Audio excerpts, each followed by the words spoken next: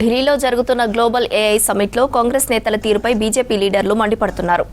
దేశం గౌరవం దెబ్బతీసేలా హస్తనేతలు దిగజారుడు రాజకీయాలు చేస్తున్నారని ఫైర్ అయ్యారు. దేశంలో కేంద్రాన్ని, రాష్ట్రంలో బీజేపీ గౌరవానికి భంగం కలిగించేలా కాంగ్రెస్ తీరు ఉందన్నారు. ఎవరిని అడిగి గ్రేటర్ హైదరాబాద్ను 3 కార్పొరేషన్లుగా విభజించారని ప్రశ్నించారు కమలం నేతలు.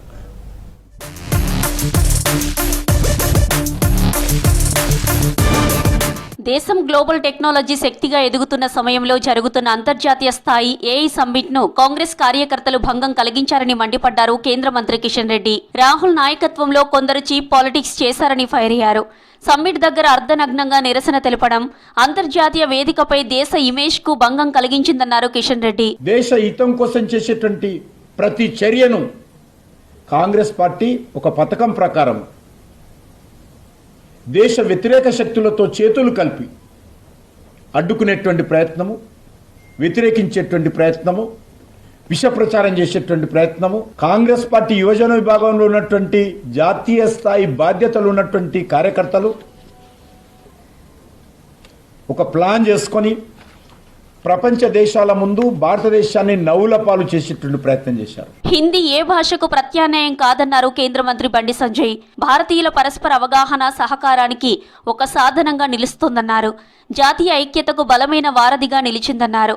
భాష అడ్డంకిగా కాకుండా వారధిగా ఉండాలన్నదే కేంద్ర ప్రభుత్వ లక్ష్యమన్నారు. త్రిపుర రాష్ట్రం అగర్తలలో పూర్వ ఈశాన్య, ఉత్తర ప్రాంతాల సంయుక్త ప్రాంతీయ రాజభాష సదస్సులో పాల్గొన్నారు బండి సంజయ్. उद्देश्य है कि भाषा बाधा नहीं बल्कि सेतु बने।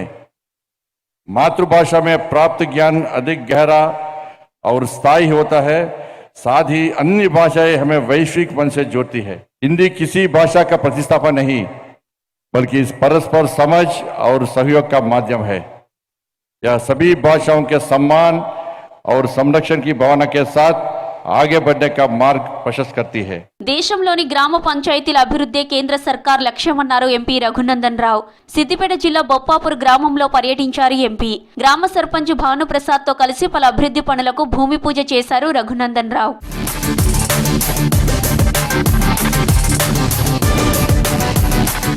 ఆదిలాబాద్ ను అన్ని రంగాల అభివృద్ధి చేయడమే లక్ష్యమన్నారు ఎమ్మెల్యే పాయల్ శంకర్. అభివృద్ధి చూసి ఓర్వలేక కొందరు ఆరోపణలు చేస్తున్నారని వారిని పట్టించుకోమని చెప్పారు. జిల్లా కేంద్రంలో ఆర్ఓబి నిర్మాణ పనులను పరిశీలించారు ఎమ్మెల్యే. సాధ్యమైనంత త్వరగా నిర్మాణం పూర్తి చేసి కష్టాలు తొలగిస్తామన్నారు పాయల్ శంకర్. ఆదిలాబాద్ పట్టణంలో అనేక సంవత్సరాలుగా పెండింగ్లో ఉన్నటువంటి ఆర్ఓబి దీన్ని ఎట్టి పరిస్థితుల లోపల ఆదిలాబాద్ ప్రజలకు ఇబ్బంది కలగకుండా ఈ యొక్క పనులు పూర్తి చేయాలన్నటువంటి లక్ష్యంతో దాదాపు 6-7 డిపార్ట్మెంట్ల కోఆర్డినేషన్తో పనులన్నీ కూడా స్పీడ్గా ఇచ్చేటువంటి ప్రయత్నం చేస్తా ఉన్నాం. గ్రేటర్ హైదరాబాద్ ను 3 కార్పొరేషన్లుగా విభజించడంపై బీజేపీ అభ్యంతరం తెలిపింది. రాజకీయంగా న్యాయపరంగా పోరాడతామన్నారు రామచంద్రారావు. విభజనలో ఎలాంటి శాస్త్రీయత లేదన్నారు. హైదరాబాద్ ను మజ్లీస్ కి అప్పగించే కుట్ర జరుగుతోందని ఆరోపించారు. 300 డివిజన్లతో జీహెచ్ఎంసీని విస్తరించిన నెల రోజులు గడవక ముందే మళ్లీ 3 కార్పొరేషన్లుగా విభజించడం ప్రభుత్వ తొందరపాటు నిర్ణయమన్నారు బీజేపీ నేతలు.